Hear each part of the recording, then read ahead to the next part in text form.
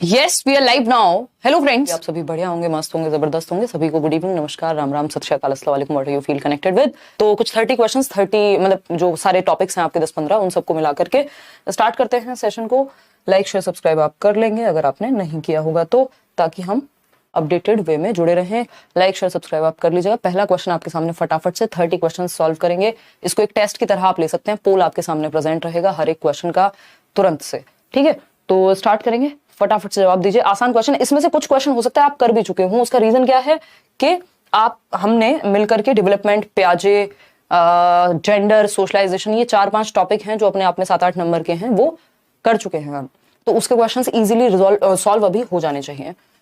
93% लोग ए उत्तर दे रहे हैं। फटाफट से चलेंगे। होल्डिंग अ पेंसिल, यानी पेंसिल को पकड़ना, क्या किसका एग्जांपल है? हमें पता है फाइन मोटर का, क्योंकि आपकी जो हाथ की मांसपेशियां हैं, यानी आपके हैंड्स और फिंगर्स, आंख, हैंड आई कोऑर्डिनेशन से रिलेटेड बात आएगी तो फाइन मोटर स्किल्स, क्योंकि इसको पकड़ने में फाइन मोटर स्किल्स का इस्तेमाल होता है। GF गर्लफ्रेंड नहीं है ये, gross motor to fine motor skills, यानी ग्रॉस मोटर स्किल्स स्थूल गतिक कौशल और फाइन मोटर स्किल्स सूक्ष्म गतिक कौशल।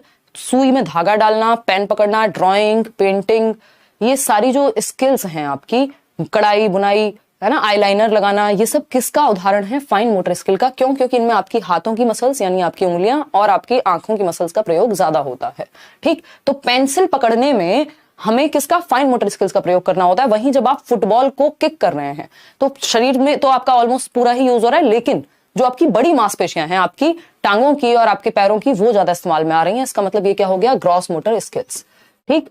तो जबकि जो सीक्वेंस है वो ग्रॉस टू फाइन जाता है, ये भी ध्यान रखना है। पहले ग्रॉस मोटर स्किल्स हम सीखते हैं, यानी चीजों को हम पकड़ना सीखेंगे, चलना सीखेंगे। बाद में आप जाकर के ड्राइंग, पेंटिंग, लिखना भी आप बाद में सीखते हैं। पहले आप बहुत सारी एक्टिविटीज जो ग्रॉस मोटर स्किल्स की होती हैं वो सीख चुके होते हैं। तो हम कहेंगे कि पेंसिल को पकड़ना फाइन मोटर स्किल्स। वहीं while kicking a football is an example of, football को किक करना ग्रॉस मोटर स्किल्स। सकल गतिक कौशल या स्थूल गतिक कौशल भी हम इनको कह सकते हैं। सोशल स्किल जैसा इसमें कुछ नहीं है, ये फिजिकल डेवलपमेंट का पार्ट है। दोनों ही स्किल्स, चाहे वो ग्रॉस मोटर हो चाहे वो फाइन मोटर हो, ठीक है। ग्रॉस मोटर नहीं हो सकता पेंसिल पकड़ना। इमोशनल और सोशल का यहाँ अगेन कोई यूज नहीं है, तो A option is the only right answer over here. आगे बढ़ेंगे, क्वेश्चन नंबर 2 पर चलेंगे, देखिएगा, जवाब दीजिएगा। क्या है क्वेश्चन नंबर 2, क्या पूछता है हमसे, ये देखते हैं। क्वेश्चन नंबर 2 ने पूछा है which of the following is not correct in the context of development, यानी विकास के संदर्भ में कौन सी बात सही नहीं है। क्या सही है ये नहीं पूछा, तो इनमें से 3 बातें सही हो सकती हैं, कोई एक बात होगी जो सही नहीं होगी। आपको वो नहीं वाली बात को पकड़ना है, ठीक है जी। क्लियर है बात? बहुत बढ़िया, गुड मॉर्निंग कह रहा है कोई, बहुत ही बढ़िया भाई, गजब। विकास के संदर्भ में कौन सा कथन सही नहीं है, बताइए। तो डेवलपमेंट प्रोसीड्स इन अ डिसकंटीन्यूअस मैनर, मैंने आपके साथ डिस्कस किया है। डेवलपमेंट डिसकंटीन्यूअस हो सकता है, but in the case of पियाजे एंड अदर स्टेज थियरिस्ट, चाहे वो कोलबर्ग हो, चाहे वो फ्रॉइड हो, चाहे वो एरिक्सन हो, जो लोग भी स्टेजेस में बात करेंगे वो ब्रेक करके डिसकंटिन्यूटी में या अनिरंतरता में देखते हैं विकास को। बाकी ज्यादातर लोग जो है विकास को निरंतर मानते हैं, कॉन्टिन्यूअस मानते हैं, सतत मानते हैं, ठीक है ना। तो ये बात गलत है, इसलिए सही है क्योंकि पूछा ही हमसे क्या है? गलत, कि नॉट लिखा हुआ है क्वेश्चन में, इसलिए। बच्चे डिफरेंट रेट पे डेवलप होते हैं, यानी पेस अलग होता है, दर अलग होती है विकास की। सेम एज के दोनों बच्चों में सारे प्रकार के विकास सेम तरीके से चल रहे होंगे, जरूरी नहीं है, किसी में थोड़ा सा स्पीड कम होगी, किसी में ज्यादा होगी। डेवलपमेंट इज अ, पोल हटा दीजिए, development is a result of complex interplay of nature and nurture, यानी हेरिडिटी एंड एनवायरमेंट का प्रोडक्ट है। आनुवंशिकता एवं वातावरण की अंतःक्रिया, एक जटिल अंतःक्रिया कि हमें पता नहीं लग पाता कई बार कौन सी चीज हेरिडिटी से प्ले हो रही है, कई बार एनवायरमेंट से। तो दोनों का क्या है? हम गुणनफल हैं, ये बात भी सही है। डेवलपमेंट इज रिलेटिवली ऑर्डरली, मतलब अपेक्षाकृत क्या होता है? व्यवस्थित रूप में होता है, मतलब थोड़ा बहुत अंतर हो सकता है, पूरी तरह से प्रेडिक्ट नहीं कर सकते एक्यूरेटली, बट एक ऑर्डर तो है ना, कि पहले आप अर्ली चाइल्डहुड में, पहले इन्फेंसी होगी, फिर अर्ली चाइल्डहुड होगी, लेटर चाइल्डहुड होगा, एडोलेसेंस होगा, फिर अडल्ट बनेंगे, फिर बुढ़ापा आएगा। ऐसा नहीं होता ना, कभी बुढ़ापा कभी जवानी, कुछ भी नहीं, ऐसे नहीं चलता रहेगा रैंडमली। तो ये ऑर्डरली है, एक सीक्वेंस में होता है, ना कि अचानक से हो जाएगा। क्वेश्चन नंबर 3 देखेंगे एक बार, क्या पूछता है क्वेश्चन नंबर 3। 2 डैश लगा दिए गए हैं। Dash and dash are the primary agents और agencies of socialization for children in early childhood. Early childhood की उम्र क्या होती है? 2 से 6 वर्ष, ठीक।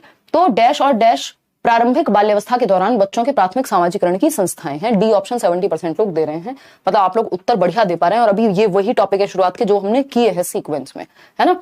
तो इसका मतलब आपकी ये वाले टॉपिक्स की समझ अच्छी बन गई है, मैं ये मान सकती हूँ। Religious organisations and law, neighbourhood, हाँ बच्चा मंदिर भी जा सकता है ना, मस्जिद भी जा सकता है अगर वो उस धर्म से है तो। लॉ के बारे में बहुत ज्यादा नहीं बट थोड़ा बहुत तो उसको पता होता ही है, भैया रेड लाइट पे रुकना होता है, अगर आप 5 साल के बच्चे को भी लेके जा रहे हैं तो पता तो होगा ही उसको। लेकिन क्या वो प्राइमरी है? दुनिया की तौर तरीके सीखना सामाजिकरण है, समाज में कैसे रहते हैं ये अडेप्ट करना, एसिमुलेट करना, इंटरनलाइज करना, क्या है? सामाजिकरण की प्रक्रिया है। प्राइमरी यानी मुख्य कौन है, प्राथमिक कौन है इस समय में? तो प्राथमिक हमेशा परिवार होगा, चाहे वो अर्ली चाइल्डहुड का बच्चा हो। हालांकि प्राइमरी रोल बदल जाएगा समय के साथ। अगर एडोलेसेंस की बात होगी तो दोस्तों का रोल वहां ज्यादा है, अगर लेटर चाइल्डहुड की बात हो रही है तो वहां अगेन टीचर्स का रोल भी काफी ज्यादा है, ठीक है ना? तो बात सही है या नहीं? नेबरहुड परिवार के बाद आएगा। तो आपको इस तरह के क्वेश्चन में जब भी प्राइमरी एजेंट्स की बात हो रही है और घुमा के क्वेश्चन को नहीं पूछा गया है तो फैमिली ढूंढना है। उस केस में फैमिली सिर्फ एक ऑप्शन में है, सबसे पहले फैमिली प्राइमरी होती है एंड नेबरहुड इज सेकेंडरी, ठीक है ना? लेकिन क्योंकि साथ में दिए हैं तो मैंने आपके साथ डिस्कस किया हुआ है, फैमिली एंड नेबरहुड दोनों अगर साथ में आ जाएं तो दोनों प्राइमरी का रोल निभा सकते हैं, ठीक है ना? तो नेबरहुड की अपनी कोई वैल्यू या अपना कोई अस्तित्व तो बहुत ज्यादा नहीं है। ये परिवार के साथ आए तो प्राइमरी में चला जाता है, ये स्कूल के साथ आए तो सेकेंडरी में चला जाता है, ठीक है ना? तो नेबरहुड यहां अकेला लिखा हुआ था तो इसकी वैल्यू नहीं थी क्योंकि सोशल पॉलिसीज के साथ लिखा है और सोशल पॉलिसीज प्राइमरी नहीं होती, तो फंसना नहीं है क्वेश्चन में। प्रिंट मीडिया हमेशा सेकेंडरी होगा, स्कूल हमेशा सेकेंडरी होगा। अगर सेकेंडरी पूछा जाता तो सी ऑप्शन हो जाता। चलिए आगे बढ़ेंगे क्वेश्चन नंबर 4 पर। क्या कहता है क्वेश्चन नंबर 4? प्याजे के बारे में है। प्याजे अब हम डिस्कस कर चुके हैं। According to Jean Piaget's theory of cognitive development, at which stage most children develop concerns about social issues and justice? ये क्वेश्चन मैं आपको प्याजे के टॉपिक में भी करा चुकी हूं, है ना? ये 27 जनवरी का पेपर है आपका, देखिएगा। तो अगर हम बात करते हैं यहाँ सामाजिक मुद्दों के प्रति न्याय, तो ये सारी बातें जो है कन्वेंशनल नहीं है, ये एक तरह से हाँ कन्वेंशनल लेवल है, और अगर देखा जाए तो थोड़ा पोस्ट कन्वेंशनल की तरफ बच्चा इस उम्र में चलने लगता है। तो हम ये कहेंगे ये जो न्याय की भावना है ये एटलीस्ट 12 से 18 में डेवलप होती है कि हम न्याय या सोशल मुद्दों पर सच में अपनी एक समझ लेकर के चलते हैं, क्योंकि एब्स्ट्रैक्ट थिंकिंग आ गई है हमारे अंदर, है ना? उससे पहले ज्यादातर जो लॉ है उसी के बेसिस पे आप चल रहे होते हैं और उससे भी पहले बचपन में आपको फर्क नहीं पड़ता, ठीक? तो औपचारिक संक्रियात्मक में सोशल इश्यूज एंड जस्टिस पे बच्चा सोच पाएगा क्योंकि हाइपोथेटिको डिडक्टिव रीजनिंग भी यहाँ आ जाती है। एक और क्वेश्चन ये भी हम इसको आसानी से कर सकते हैं। ए बड़ा है बी से, बी बड़ा है सी से, कौन सी एज में समझ आएगी?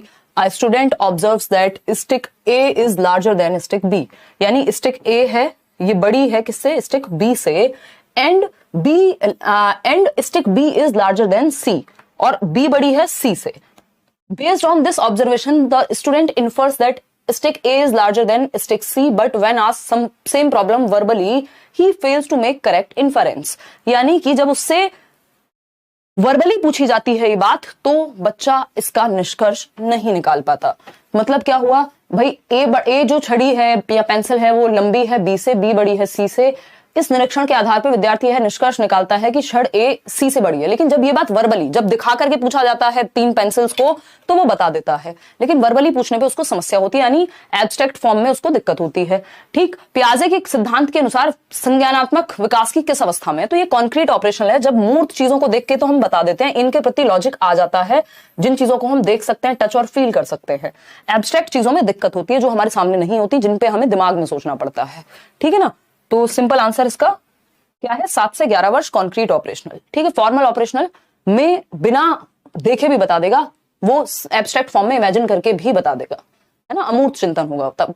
क्वेश्चन नंबर 6 देखिएगा। Which of the following is explained bye Lawrence Kohlberg, यानी कोहलबर्ग ने कौन सा एक सिद्धांत या कौन सी एक स्टेज इनमें से दी है? 4 ऑप्शंस हैं, 4 अलग अलग थियरिस्ट के, अलग अलग सिद्धांतकारों के हो सकते हैं। आपको कोहलबर्ग के सिद्धांत को या उसकी स्टेज को पहचानना होगा कि कोहलबर्ग ने इन सब में से किसके बारे में बात की है। ऑप्शन ए है द सोशल कॉन्ट्रैक्ट ओरिएंटेशन, यानी सामाजिक अनुबंध अभिविन्यास। दूसरा है जोन ऑफ प्रॉक्सिमल डेवलपमेंट, जिसको निकटवर्ती विकास का क्षेत्र कहते हैं, ZPD। याद आई कौन व्यक्ति? वाइगॉस्की, ठीक है ना? ये तो वाइगॉस्की ने दी है, कोहलबर्ग ने नहीं दी। आंतरिक वाक इनर स्पीच, इस पे भी मैंने लास्ट क्लास में बताया था, वाइगॉस्की ने 3 प्रकार की स्पीचेस दी हैं। एक है आपकी सोशल स्पीच, दूसरी है प्राइवेट स्पीच जिसको इनर स्पीच कह सकते हो, है ना? ये साइलेंट इनर हो जाए तो इसके नेक्स्ट वाली बात हो गई, तो ये साइलेंट इनर है वाइगॉस्की, ठीक? Egocentric speech, egocentric self centredness को दर्शाती है, और प्याजे प्राइवेट स्पीच को ईगोसेंट्रिक कहते हैं, तो ये प्याजे ने दी है। तो दो जो ऑप्शंस हैं बी और सी वो वाइगॉस्की से संबंधित हैं, डी जो है वो पियाजे से संबंधित है। वहीं सोशल कॉन्ट्रैक्ट ओरिएंटेशन, ये कोई बताना चाहेगा कौन सी स्टेज है कोहलबर्ग की? ये है कोहलबर्ग से संबंधित। मतलब जस्ट आपको पहचानना था, इससे आसान क्वेश्चन कोहलबर्ग पे क्या बनेगा कि आपको जस्ट एक स्टेज का नाम दे दिया जाए और उसमें से 3 ऑप्शन गलत ही होंगे, एक ही सही होगा जो कोहलबर्ग ने दिया होगा। तो A option is the right answer. बाकी के 3 आसानी से आप एलिमिनेट कर सकते हैं यहां, लेकिन 67% ही लोग सही उत्तर दे रहे हैं। बाकी के 33% लोग सही उत्तर क्यों नहीं दे पा रहे इतने आसान क्वेश्चन का? क्योंकि अभी हमने इसके क्वेश्चंस किए नहीं है। कोई बात नहीं, मैराथन देख लो इतने। सोशल कॉन्ट्रैक्ट ओरिएंटेशन कौन सी स्टेज है ये बता दो मुझे, फटाफट से बताओ। कोई कह रहा है 3rd, कोई कह रहा है 5th, सब अलग अलग जवाब दे रहे हैं इसका। अगर हम बात करें यहां पर तो हमें पता है पहली स्टेज होती है क्या? Punishment and obedience. कोहलबर्ग की 6 स्टेजेस हैं, 3 लेवल हैं। नोट्स पढ़ लो यार, फ्री नोट्स दिए हुए हैं, एटलीस्ट वो पढ़ लो एक बार। सेकेंड स्टेज होती है टिट फॉर टैट, यानी म्यूचुअल एक्सचेंज की, जैसे को तैसा। आप मुझे 2 रुपए दो, मैं आपको कुछ काम कर दूंगा, मतलब बदले में कुछ चाहिए, give and take. Third stage होती है हमारी क्या? थर्ड स्टेज होती है हमारी law, good boy nice girl orientation, यानी अच्छा लड़का अच्छी लड़की तारीफ सुननी है हमें। फोर्थ है लॉ एंड ऑर्डर की स्टेज, और फिर आती है 5th social contract orientation. 6th है आपकी नाम बताना यार मेरे को 6th का, मैं 6th का नाम भूल रही हूं अभी के लिए। पोस्ट कन्वेंशनल में जो 6th स्टेज है वो है यूनिवर्सल एथिकल प्रिंसिपल्स, यानी खुद के एथिक्स पे आप चलते हो, समाज में एक नियम बना रहे, कॉन्ट्रैक्ट है, उसके बारे में बात यहां हो रही है। ठीक, तो ये स्टेज 5 की बात हुई। खैर स्टेज हमसे पूछा नहीं है। अच्छा, 4 और 5 के नाम जो हैं कई बार सेम मिल जाएंगे आपको, तो ये डिपेंड करेगा क्वेश्चन ने क्या पूछा है, क्योंकि कई सारे नाम हैं इनके, वो कंफ्यूज कर देते हैं। लॉ एंड ऑर्डर को भी कई बार सोशल कॉन्ट्रैक्ट की फॉर्म में दिखा देते हैं। क्वेश्चन नंबर 7 देखिए, राजेश आ 3rd grade student. 3rd grade मतलब वो नहीं है कि 1st ग्रेड, 3rd ग्रेड मतलब 3rd कक्षा, तीसरी कक्षा का बच्चा है राजेश। तीसरी कक्षा का बच्चा कितने साल का होगा? 9 साल का होगा, क्योंकि हम 6 साल के बच्चे को पहली कक्षा में एडमिशन दिलाते हैं। तो 9 ईयर्स का बच्चा है, ठीक। Was struggling to find solution of a problem, एक समस्या का समाधान निकालने में उसको समस्या हो रही है। Seeing this his teacher provided him some cues, यानी उसके टीचर ने कुछ उसको हिंट्स दिए, क्यूज दिए, following which he could find the solution. जब टीचर से मदद मिली या हिंट दिया टीचर ने, कहीं किसी स्टेप पे हेल्प कर दी, तो वो सॉल्यूशन तक पहुंच गया खुद से। वाइगॉस्की की भाषा में या in Lev Vygotsky's terms, teachers scaffolding helped Rajesh to achieve what, क्या अचीव करने में टीचर की स्कैफोल्डिंग ने, इसको स्कैफोल्डिंग कहेंगे कि टेम्परेरी हेल्प, वो हेल्प जो जहां आप अटके हैं वहां कर दी जाए आपको, ठीक है ना। तो ये स्कैफोल्डिंग से, इस टेम्परेरी हेल्प से, इस पाड़ से बच्चे को क्या अचीव करने में आसानी हुई होगी? तो आपको पता है ईगोसेंट्रिज्म तो वाइगॉस्की का कॉन्सेप्ट भी नहीं है, इरिवर्सिबल थिंकिंग अचीव करने में नहीं, बायोलॉजिकल मैचुरेशन नहीं, इस पे ये आप नहीं अचीव करा सकते, बायोलॉजिकल मैचुरेशन ऑटोमेटेड होती है, ठीक। जोन ऑफ प्रॉक्सिमल डेवलपमेंट, यानी समीपस्थ विकास का क्षेत्र को प्राप्त करने में आसानी हुई होगी बच्चे को, मतलब वो वहां तक पहुंच सकता था, उस प्रॉक्सिमल डेवलपमेंट के पास था, उस दायरे के, यदि उसे हेल्प मिल जाती तो, मतलब उसका संभावित विकास वहां तक संभव था। आप सीटेट क्रैक कर सकते हैं यदि आपको मिल जाए क्या? मदद मिल जाए। ये तो हो गई बैच की बात। देखिए एक बार, अरे यार क्या चल रहा है?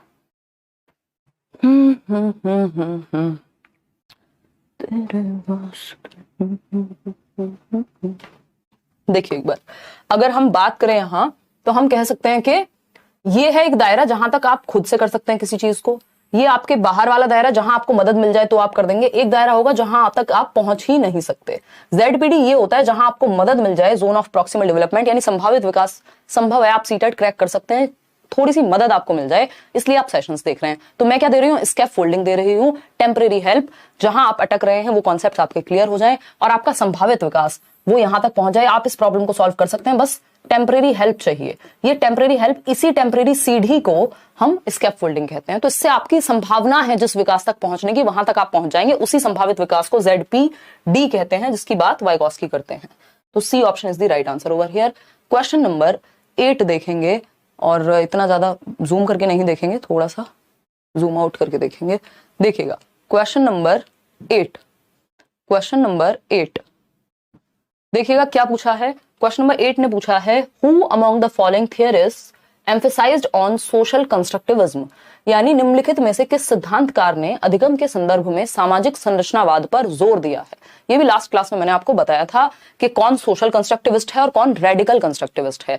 याद कीजिए थोड़ा सा, बीएफ स्किनर एक व्यवहारवादी हैं, बिहेवियरिस्ट हैं, ना कि, और ये जनरली आपको इनके बारे में ज्यादा पढ़ना नहीं होता, बस लैंग्वेज को इन्होंने इमिटेशन की बात की है, रीइंफोर्समेंट की बात की है ना, सीटेट में नहीं पढ़ना होता बेसिकली। लॉरेंस कोहलबर्ग तो मॉरल डेवलपमेंट की बात करते हैं, है ना, और वो भी कॉग्निटिव एस्पेक्ट पे बेस्ड, पियाजे की थियरी पे बेस्ड है, और पियाजे तो सोशल कंस्ट्रक्टिविस्ट है नहीं। सिगमंड फ्रॉइड का कोई लेना देना नहीं है, वो साइको एनालिस्ट हैं, यानी मनोविश्लेषणवादी हैं, जो अपने आप में एक अलग समुदाय है साइकोलॉजी का, यानी अलग स्कूल ऑफ थॉट है। तो Vygotsky is the right answer. जब भी सोशल कंस्ट्रक्टिविज्म की बात आए, सामाजिक रचनावादी की बात आए, कंस्ट्रक्टिविज्म कौन व्यक्ति संरचनावाद में जो चाहेगा बच्चा एक्टिव रहे, सक्रिय होकर के सीखे, लेकिन समाज में एक्टिविटी करके सीखे, समाज के साथ इंटरेक्ट करके सीखे, उम्र का इनको फर्क नहीं पड़ता। वहीं वाइगॉस्की क्या है, रेडिकल कंस्ट्रक्टिविस्ट हैं, वो कहते हैं एक्टिविटी पे जोर ज्यादा है, इंडिपेंडेंट एक्टिविटी पे। तो Vygotsky is the right answer. 1 number का क्वेश्चन नंबर 9 देखिएगा, एक आसान सा क्वेश्चन है। देखिए टॉपिक्स सेम हैं, कुछ छोटे मोटे टॉपिक्स जैसे मेटाकॉग्निशन हो गया, इस बार प्लास्टिसिटी दे दिया, ये छोटे मोटे टॉपिक्स हैं जो अपडेटेड फॉर्म में हमें पढ़ने हैं। इसके अलावा जो समस्या आ रही है लोगों को, वो आ रही है नए क्वेश्चन सॉल्व करने में, क्योंकि नए क्वेश्चंस का तरीका पूछने का बदल गया है। पहले 1 लाइन में क्वेश्चन खत्म हो जाता था, जनरली हद से हद 2 लाइन में, अभी क्वेश्चन मिनिमम 3 से 4 लाइन में खत्म होता है। तो लेंदी बन गई हैं चीजें, पढ़ के समझना, इसलिए प्रैक्टिस ज्यादा जरूरी है, चाहे आपने कितनी भी थियरी पढ़ ली हो, ठीक है ना, और सही वे में प्रैक्टिस जरूरी है। और लाइक शेयर करना आप भूल जाते हैं। 12,000 लोग, 4,000 लोगों ने लाइक किया, बाकी के कहां गए? 8,500 लोग, बताइए। लर्निंग बाय डूइंग, यानी करके सीखना, यानी एक्टिविटी करके सीखना, ये क्या कहते हैं इसको हम, करके सीखना। डिस्कवरी लर्निंग, यानी खोज के द्वारा सीखना। कोलैबोरेटिव लर्निंग, यानी सहयोग के द्वारा, कोलैब करके सीखना, 2 या 2 से अधिक लोग मिल करके एक दूसरे की मदद करके सीख रहे हैं। ये किस एक थियरी में या किस प्रिंसिपल के अंदर आते हैं, बताइएगा। तो करके सीखना, खोजी अधिगम और सहभागी अधिगम एक डैश कक्षा की विशेषताएं हैं। एक वर्ड याद रखिएगा, प्रोग्रेसिव एजुकेशन, ये बहुत ही पॉजिटिव शब्द है यहाँ पे, है ना। प्रोग्रेसिव वर्ड जहां लग जाए, इसका मतलब आगे बढ़ने की बात हो रही है, आप चेंज हो रहे हैं बेहतर के लिए, प्रोग्रेशन कर रहे हैं आप, आगे बढ़ रहे हैं आप, है ना। व्यवहारवादी लोग तो भैया डंडे की बात करेंगे, रिवॉर्ड की बात करेंगे, पनिशमेंट की बात करेंगे। टीचर सेंटर्ड क्लासरूम भी एक्टिव नहीं रखता बच्चे को, कोलैबोरेटिव नहीं रखता, वो इंडिपेंडेंटली एक्टिव नहीं होता इस क्लासरूम में। पैसिव तो बच्चा रखना ही नहीं है हमें, पैसिव है इसका मतलब चाइल्ड सेंटर्ड नहीं है, टीचर सेंटर्ड ही है। तो प्रोग्रेसिव एजुकेशन किसने दिया है, फटाफट से कमेंट करके बताओ। प्रगतिशील शिक्षा का जो सिद्धांत है उसकी बात कौन करते हैं, बताओ। जॉन डुई या जॉन डीवी कह देते हैं इनको हम हिंदी में। इन्होंने 20th सेंचुरी में, यानी 1900s के अराउंड, 1920 के आसपास लैब स्कूल्स खोले। पूछा जाता है लैब स्कूल्स किसका उदाहरण है, तो आपको पता होना चाहिए लैब स्कूल्स, हिंदी में भी लैब स्कूल्स ही कहेंगे, लेबोरेटरी स्कूल्स। तो लैब स्कूल्स जो है वो उदाहरण है प्रोग्रेसिव एजुकेशन का, लर्निंग बाय डूइंग का, करके सीखने का। और लैब स्कूल्स या प्रोग्रेसिव एजुकेशन क्या कहती है, प्रोग्रेसिव एजुकेशन कहती है बच्चे को करो एक्टिव, लर्निंग बाय डूइंग होनी चाहिए। और प्रेजेंट लाइफ के लिए एजुकेशन किसके लिए है, प्रेजेंट लाइफ के लिए, यानी उसका जो आज का प्रेजेंट या वर्तमान जीवन है उसको आप बेहतर बना सकें, सोशल इश्यूज या सोशल प्रॉब्लम्स को सॉल्व किया जा सके। तो एजुकेशन इज लाइफ इटसेल्फ, ये सारी बातें जॉन डुई करते हैं। बच्चे को चाइल्ड सेंटर्ड अप्रोच की बात प्रोग्रेसिव एजुकेशन में होती है, यानी बच्चे को सेंटर में रखो, ठीक है जी। तो B option is the right answer over here. Chicago में इन्होंने स्कूल्स खोले थे अमेरिका के अंदर अपनी वाइफ के साथ। क्वेश्चन नंबर 10 देखिएगा, क्या है क्वेश्चन नंबर 10, ये कहता है Radhika is a sports person. Radhika क्या है, एक स्पोर्ट्स पर्सन है ना। स्पोर्ट्स मैन या विमेन लगाने की जरूरत नहीं है, हम यहाँ पे क्या कर रहे हैं, जेंडर न्यूट्रल लैंग्वेज का यूज कर रहे हैं, है ना। राधिका एक खिलाड़ी होने के साथ साथ एक अच्छी नृत्यांगना भी है, यानी अच्छी डांसर भी है। तो Radhika is a good sports person and a good dancer also according to Harvard Gardner. Harvard Gardner ने क्या दिया है, इंटेलिजेंस यानी बुद्धि का, मल्टीपल इंटेलिजेंस का सिद्धांत, बहुबुद्धि सिद्धांत जिसको हम कहते हैं। फ्रेम्स ऑफ माइंड नाम की इनकी एक पुस्तक थी, 1983 में 7 प्रकार के इंटेलिजेंस की बात की थी, फिर बढ़ के 8 हो गए, अभी 9-10 तक भी हैं, बट हमें 8 ही याद रखने हैं क्योंकि एनसीईआरटी 8 टाइप्स ऑफ इंटेलिजेंस की बात करेगा। तो गार्डनर आईक्यू वगैरह को बहुत ही डिस्कार्ड कर देते हैं, वो कह रहे हैं ये आईक्यू या टेस्ट लेके या इंटेलिजेंस को एक सिंगल एंटिटी नहीं हो सकती, मल्टीपल टाइप हो सकते हैं इंटेलिजेंस या इंटेलिजेंट होने के। कोई डांस में अच्छा होगा, कोई म्यूजिक में अच्छा होगा, कोई लैंग्वेज में यानी भाषा में अच्छा होगा, कोई नेचर को समझने में अच्छा होगा, है ना। तो अगर हम बात करें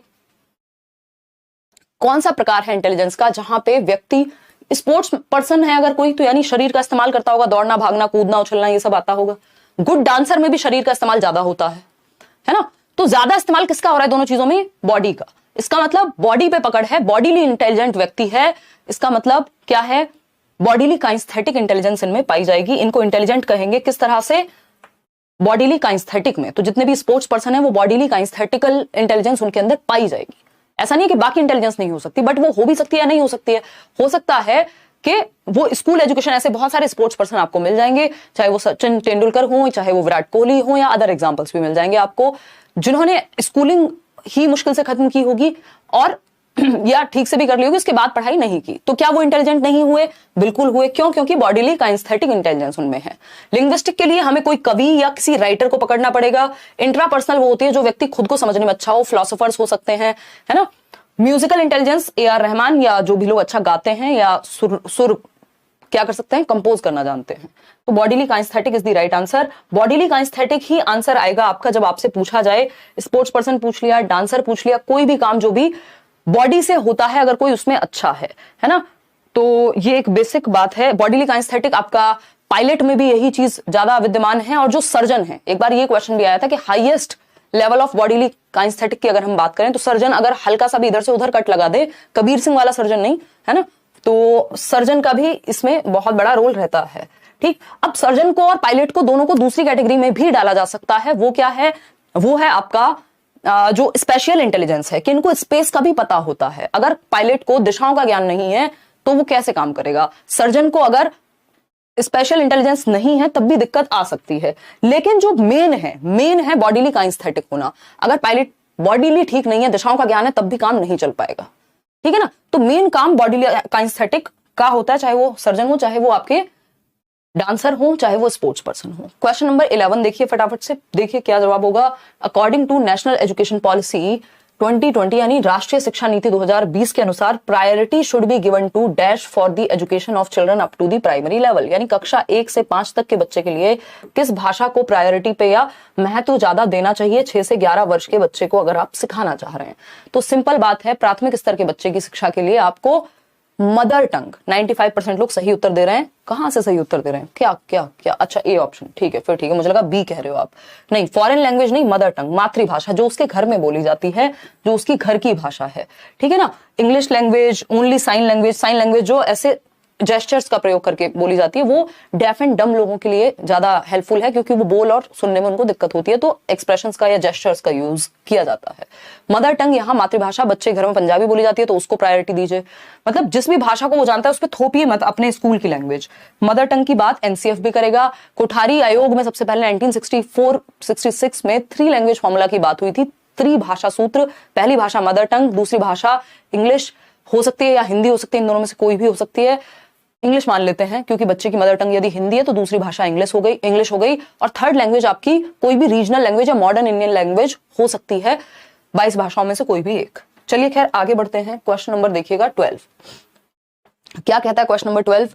क्वेश्चन नंबर 12 कहता है which of the following statement represents a gender stereotype. यानी लिंग रूढ़िवादिता को कौन सा एक स्टेटमेंट दर्शाता है? स्टीरियोटाइप मतलब किसी भी एक तरफ झुके होंगे या जो चीजें पहले से चली आ रही हैं उन्हीं को आप मान के बैठे हैं, है ना? कि लड़के रोते नहीं हैं, लड़कियां बाहर के काम नहीं करती हैं, स्पोर्ट्स में नहीं जाती हैं। ये क्या है? स्टीरियोटाइप है। ठीक है, लड़कियां गणित में कमजोर होती हैं, ये भी क्या हुआ? स्टीरियोटाइप हो गया, क्योंकि एक्चुअल में इसके बहुत सारे रीजंस हो सकते हैं। ठीक है जी, लाइक शेयर भी करते रहना खुशी खुशी, ये नहीं भूलना है, हमारे यहाँ ये मैंडेटरी हो जाता है। मतलब उतना मैंडेटरी नहीं है, ये आपके हाथ में ही है ना? देखिए कथन जो है लिंग रूढ़िवादिता को दर्शाता है, तो आप लोग उत्तर दे रहे हैं बी 82% लोग। Girls are equally competent in academics as boys. Equal कर दिया तो भैया फिर तो स्टीरियोटाइप बचा नहीं। Girls are always well behaved, gentle and emotional. ये बात एकदम सही है, ये जेंडर वाले चैप्टर में भी हमने डिस्कस किया था कि लड़कियों से क्या है एक्सपेक्टेड है, ये समाज ने एक्सपेक्ट किया है कि उनको सॉफ्ट स्पोकन होना चाहिए, उल्टा जवाब नहीं देना चाहिए, है ना? लोअर टोन में बात करनी चाहिए, है ना? जेंटल और इमोशनल, हमेशा रोते पीटते ही रहे बेचारी, कोई भी टफ डिसीजन लेना पाए। ये क्या कर दिया? स्टीरियोटाइप है, ये ठप्पा लगाना, ये लेबलिंग कहते हैं इसको। ऐसा जरूरी नहीं है कि सारी गर्ल्स वेल बिहेव्ड हों, सब बहुत सॉफ्ट टोन में ही बात करें, या फिर सारे जो हैं इमोशनली ही हो, हर टाइम आंसू ही बहाएं। मतलब इमोशनल लड़के भी हो सकते हैं ना, दोनों ही लोग इमोशनल हो सकते हैं। ठीक, both boys and girls have competency to do, और लड़के भी सॉफ्ट स्पोकन या वेल बिहेव्ड हो सकते हैं। तो ये सिर्फ गर्ल्स पे ठप्पा लगा दिया, इसका मतलब स्टीरियोटाइप है, बायसनेस की तरफ जा रहे हैं हम, एक तरफ झुक रहे हैं। स्टीरियोटाइप में हमेशा बायसनेस इंक्लूडेड होती है। देखिए स्टीरियोटाइप का मतलब है रूढ़िबद्धता जो चली आ रही है। बायस स्टीरियोटाइप भी हो सकता है और इसका उल्टा भी हो सकता है कि आप लड़कों को दबा रहे हैं तब भी वो बायसनेस हो गई, वो फिर कि किसी एक तरफ आप झुके हुए हैं। स्टीरियोटाइप में बायसनेस हमेशा होगी क्योंकि पक्षपात किसी ना किसी एक तरफ तो है ही ना, ठीक है ना। तो both boys and girls have competency to do well in sports. अब इसमें कहां से स्टीरियोटाइप है, ये तो इन्होंने इक्वालिटी की पैरिटी की बात कर दी। Girls can handle both education and family in the same way as boys do. तो ये अगेन फिर वैसी सी बात कर दी इक्वालिटी की, ठीक है ना। तो हमें जेंडर क्या बनना है, जेंडर पैरिटी रखनी है। इसीलिए अभी आप देख रहे हैं बीसीसीआई ने कुछ टाइम पहले बैट्समैन वर्ड होता था उसको बेटर कर दिया। बेटर मतलब भाई जो बैट का इस्तेमाल करे, अब इसमें मैन ही होगा ये जरूरी नहीं है। तो ये एक बेसिक सी बात हो गई। आगे बढ़ते हैं क्वेश्चन नंबर 13 पे। क्या कहता है क्वेश्चन नंबर 13, फटाफट से जवाब देंगे। एक है असर्शन, देख रहे हैं कितने लेंदी हो गए क्वेश्चंस, इसलिए ऑनलाइन प्रैक्टिस करना इनका जरूरी बन जाता है, ठीक है ना। पहला जो कथन है, अभिकथन, वह है एक ऐसी कक्षा जिसमें विविध सामाजिक आर्थिक परिप्रेक्ष्यों से संबंधित विद्यार्थी हैं, वहां अध्यापिका को मानकीकृत पाठ्यक्रम के इस्तेमाल से बचना चाहिए। यानी a teacher should avoid using standardised curriculum. अब स्टैंडर्डाइज्ड वर्ड सुन के हम बह जाते हैं, हमें लगता है अरे बड़ी स्टैंडर्ड वाली बात होगी, ये समाज में ऐसे चलता है ना ये शब्द, यानी स्टैंडर्ड मतलब कुछ अच्छा ही होगा, एक मानकीकृत बात होगी। तो स्टैंडर्डाइज्ड करिकुलम हमेशा अच्छा नहीं होता और बच्चों के लिए इंडिविजुअल डिफरेंसेस में तो अच्छा नहीं ही होता। तो स्टैंडर्डाइज्ड करिकुलम मतलब सबके लिए एक जैसा। देखिए आप पक्षपात ना करें, बट करिकुलम सबके लिए एक जैसा हो गया तो इंडिविजुअल डिफरेंसेस यानी व्यक्तिगत विभिन्नताओं का ध्यान नहीं रखा जाएगा वहां पर, ठीक। तो in a classroom comprising students from diverse socio economic backgrounds, यानी अलग अलग समाज से अलग अलग भाषाएं बोलने वाले अलग अलग वर्ग से बच्चे आ रहे हैं, कोई गरीब होगा, कोई अमीर होगा, कोई मिडिल क्लास होगा, कोई किसी जाति से होगा, कोई किसी धर्म से होगा। अगर इस स्थिति में आपने सबको एक डंडे से हाँक दिया, यानी don't beat everyone with the same stick, हर किसी को हम एक डंडे से नहीं हाँकते। जब बात आती है करिकुलम की, हम डिफरेंसेस का ध्यान रखते हैं, मल्टी लेवल की बात करते हैं। रीजन क्या दिया है इसका, तो ये बात अपने आप में गलत हो गई कि स्टैंडर्डाइज नहीं, हमें डिफरेंशिएटेड इंस्ट्रक्शन या डिफरेंशिएटेड करिकुलम जिसमें विभिन्नता हो उसका इस्तेमाल करना है, अलग अलग बच्चे की नीड को वो फुलफिल कर सके। आपकी किताब में गुजरात का भी एग्जाम्पल हो या चैप्टर हो, और दिल्ली के बारे में भी बात हो, और कन्याकुमारी के बारे में भी बात हो, और कश्मीर के बारे में भी बात हो, इसका मतलब हमने विभिन्नता में एकता की बात कर दी। लेकिन स्टैंडर्डाइज्ड करिकुलम क्या कहेगा, सबको एक डंडे से हाँको। और ईवीएस की किताब अगर आप पढ़ते हैं, एनसीईआरटी या बाकी किताबों में भी क्या कोशिश रहती है कि सबको इंक्लूड किया जाए। Children learn best when they are extrinsically motivated, ये एकदम खराब बात है। दो प्रकार की मोटिवेशन है मुख्य रूप से, एक है इंट्रिंसिक यानी आंतरिक अभिप्रेरणा, इंटरनल मोटिवेशन, दूसरा है एक्सटर्नल या बाहरी अभिप्रेरणा, एक्सटर्नल। तो एक्सटर्नल मोटिवेशन बिल्कुल भी बेस्ट नहीं हो सकती बच्चों के साथ डील करने में, क्योंकि एक्सटर्नल क्या है, रिवॉर्ड के लिए, पैसे के लिए, नाम के लिए, ये सारी चीजें एक्सटर्नल हैं। तो बच्चा लालच के लिए करेगा, या कोई भी व्यक्ति जब सिर्फ लालच के लिए या बाहरी फैक्टर्स के लिए काम करेगा तो एक टाइम पे या तो वो अंदर से एग्जॉस्टेड महसूस करेगा, यानी कि खत्म महसूस करेगा, या फिर उस रेस में भागते भागते खाली अंदर से हो जाएगा, या फिर जिस टाइम पे वो रिवॉर्ड नहीं मिलेगा तो वो उस काम को छोड़ देगा। तो ये बहुत अच्छी मोटिवेशन नहीं मानी जाती। इंटरनल मोटिवेशन, बाहर रूप से अभिप्रेरणा को नहीं, आंतरिक अभिप्रेरणा, इंटरनल मोटिवेशन को हम पॉजिटिव या बेहतर मानते हैं। दोनों ही बातें जो है वो गलत हो गई। तो ए एंड आर फॉल्स, जबकि इसका उत्तर सिर्फ इस तरह के क्वेश्चन में सबसे ज्यादा लोग ढेर हो जाते हैं, उनको लगता है पेट पे बाण लग ही गया, प्रभु अब तो सही उत्तर नहीं दे पाएंगे, है ना। तो डी ऑप्शन जो है वो गलत है, मतलब सही है क्योंकि दोनों गलत हैं इसलिए सही है, ठीक है। ए एंड आर फॉल्स, दोनों ही गलत है, ना तो ये सही है ना ये सही है। स्टैंडर्डाइज्ड या मानकीकृत पाठ्यचर्या की जगह डिफरेंशिएटेड या मल्टी लेवल होता तब तो बात सही थी। सबको एक तरह से नहीं पढ़ाना होता, मल्टीपल स्टाइल्स के बच्चे हैं, सीखने के मल्टीपल लर्निंग स्टाइल्स हैं, मल्टीपल पढ़ाने के तरीके भी होने चाहिए, ठीक। क्वेश्चन नंबर 14 देखिए फटाफट से, क्या कहता है क्वेश्चन नंबर 14, ये कहता है which of the following question asked by the teacher encourages creativity, यानी रचनात्मकता, कुछ नए करने की क्षमता, एंड प्रॉब्लम सॉल्विंग स्किल्स, यानी समस्या समाधान करता बने बच्चा। तो शिक्षक द्वारा निम्न में से पूछा गया कौन सा प्रश्न बच्चों में सृजनात्मकता, यानी 4 प्रश्न पूछे गए हैं ऑप्शंस में, इन चारों में से कौन सा एक प्रश्न है जो बच्चे में कुछ नया करने को बढ़ावा देगा और समस्या समाधान कौशलों को विकसित करेगा। समस्या समाधान कौशल क्या होते हैं, कोई भी प्रॉब्लम उसके सामने आए तो वो उसके सॉल्यूशन सोच पाए, यानी मल्टीपल वेज में वो सोच पाएगा तभी तो सॉल्यूशन सोच पाएगा। जो व्यक्ति के दिमाग में आइडिया ही एक आता है वो कहां से सॉल्यूशन सोच पाएगा, वो तो हर चीज को यही कहेगा इसी की वजह से हो रहा है, ठीक है ना। तो क्रिएटिविटी, यानी क्रिएटिविटी क्या है, कुछ नया करना, कुछ डिफरेंट करना, कुछ हटके करना लीक से, ठीक है ना। जैसे अभी गर्मियों का समय, मटका आया था हमारे घर पे कुछ टाइम पहले। अब उस मटके में पहले क्या होता था, मटका गोल होता था, उसमें कोई टैप नहीं लगी होती थी, किसी ने तो सोचा ही होगा, क्रिएटिविटी लगाई होगी, उसने क्या किया, टैप लगा दी उसमें मटके में। अब आपके लिए आसानी हो गई कि आप उस टैप को, क्योंकि पूरी दुनिया बदल गई, टैप का समय आ गया तो वहां पे भी जरूरी था, तो मटका प्लस टैप लगा दिया, क्रिएटिविटी हो गई, कुछ अलग कर दिया। अभी किस लेवल की क्रिएटिविटी है उस पर नहीं जाएंगे, बट क्योंकि क्रिएटिविटी के भी लेवल्स हैं, एक थर्ड क्लास क्रिएटिविटी भी है और एक टॉप लेवल क्रिएटिविटी भी है, तो बट इट इज क्रिएटिविटी कि कुछ नया, कुछ डिफरेंट सोचा। ठीक, प्रॉब्लम सॉल्विंग स्किल्स क्या है, समस्या का समाधान ढूंढे जो व्यक्ति। व्हाट इज पॉल्यूशन पूछ करके आप बच्चे को क्रिएटिव बना पाएंगे, भाई सोचने पे मजबूर व्हाट इज पॉल्यूशन से होगा, पॉल्यूशन की तो डेफिनेशन होती है, वो बता देगा और काम खत्म। तो ये तो क्लोज्ड एंडेड क्वेश्चन है। क्रिएटिविटी या प्रॉब्लम सॉल्विंग बढ़ती है ओपन एंडेड क्वेश्चन से। दो प्रकार के क्वेश्चंस हैं, एक है क्लोज्ड एंडेड, दूसरा है ओपन एंडेड, मुक्त उत्तर वाले प्रश्न, जिनका एंड ओपन हो, जिन पे कुछ इतनी दिशाओं में सोचा जा सके जिसकी हद नहीं है, वो ओपन एंडेड होते हैं। और ओपन एंडेड से ही हमारी थिंकिंग बेटर होगी, उससे प्रॉब्लम सॉल्विंग बेटर होगी और क्रिएटिविटी बढ़ेगी। डाइवर्जेंट थिंकिंग आएगी ओपन एंडेड से। तो डाइवर्जेंट थिंकिंग मतलब दिशाओं में सोचना, यहां पे कोई दिशाओं में सोचना नहीं है, सिंपल डेफिनेशन बता देनी है क्या पॉल्यूशन होता है। What are the causes of pollution, वो भी लिमिटेड कॉजेज होंगे, इसमें भी आप क्या है, कुछ हद तक ओपन एंडेड है, बट क्रिएटिविटी, कुछ नया सोचना बहुत बड़ी बात नहीं है, यहाँ पे सारे रीजंस पता ही है हमें पॉल्यूशन के। What are the types of pollution, types भी हमें पता ही है भैया, ध्वनि प्रदूषण होता है, ये प्रदूषण, वायु प्रदूषण, फलाना प्रदूषण, ये भी हमें पता है। तो how can you control pollution in your city, अब ये एक ऐसी चीज है जिसका सॉल्यूशन सामने प्रेजेंट नहीं है पहले से। कुछ पता होंगे, कुछ नया भी सोच सकता है बच्चा अपने दिमाग से।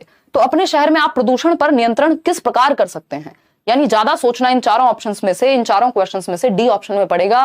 कुछ नया सोचेंगे बच्चे, कोई कहेगा भैया मैं तो अपने पिताजी को कहूंगा गाड़ी लेके ना जाएं, हम बैटरी वाली चीजें इस्तेमाल करें, हम फलाना करें, बहुत सारी चीजों पे बच्चा थॉट देगा। तो ओपन एंडेड क्वेश्चन हो गया ये, मुक्त उत्तर वाला प्रश्न जिसका आंसर फिक्स नहीं है, इसमें काफी जगह है, सोचने का स्कोप है, ठीक है ना। डाइवर्जेंट थिंकिंग लगेगी, अपसारी चिंतन, और डाइवर्जेंट थिंकिंग और क्रिएटिविटी का सीधा नाता है। किसने कहा है, Joy Paul Gilford, JP Gilford ने। तो D option is the right answer. Question number 15 देखेंगे, क्या पूछा है हमसे। क्वेश्चन नंबर 15 में पूछा है the main objective of assessment should be, यानी आकलन का मुख्य उद्देश्य क्या होगा। आकलन क्या है, जांचना। तो जांचने का मुख्य उद्देश्य क्या होता है, हमेशा जांचने का मुख्य उद्देश्य होना चाहिए कुछ पता करना, रीजंस का पता लगाना, है ना, जांचने का मुख्य उद्देश्य होना चाहिए। बताइए फटाफट से। कोई कह रहा है please check 13th number question, अभी चेक कर लेंगे, डोंट वरी।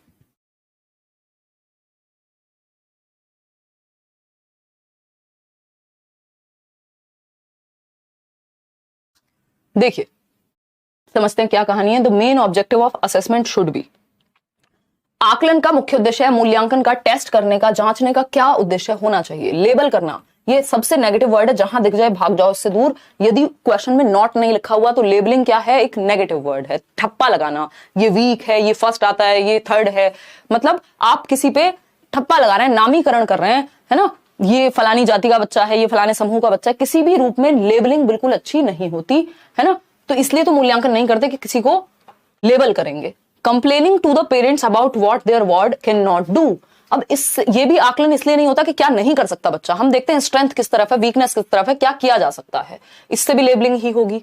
सी ऑप्शन है drawing comparisons and creating hierarchies among students. Hierarchy क्या होती है, ये ऊपर हैं, ये दूसरे नंबर पे आते हैं, ये थर्ड पे आते हैं, ये फोर्थ पे आते हैं। जैसे एक सोशियो इकोनॉमिक स्ट्रेटा की या सोशल स्ट्रेटा की हायरार्की हो गई, भैया ये रिच क्लास है, ये क्या है मिडिल क्लास है, ये लोअर मिडिल क्लास है, या ये लोअर क्लास है, तो ये हायरार्की हो गई। हायरार्की बहुत अच्छी नहीं मानी जाती। ठीक, understanding the strengths and challenges faced by students in the process of learning. हम सॉल्यूशन ढूंढेंगे ना, हम जांच किस लिए रहे हैं, हम जांच इसलिए रहे हैं कि किसी बच्चे में क्या स्ट्रेंथ है उसका हमें पता लग जाए, उसको क्या चैलेंजेस फेस करने पड़ रहे हैं वो हमें पता लग जाए, फिर हम उसका सॉल्यूशन ढूंढें। इसलिए टेस्ट किया जाता है, इसलिए आकलन किया जाता है, ना कि जांचने के लिए। ठीक है जी, चलिए खैर इस पे ज्यादा चर्चा फिर कभी करेंगे। फॉर्मेटिव और समेटिव असेसमेंट होता है। अभी हम चलते हैं क्वेश्चन नंबर 13 पे, एक बार देख के आते हैं क्या समस्या हुई आप लोगों को।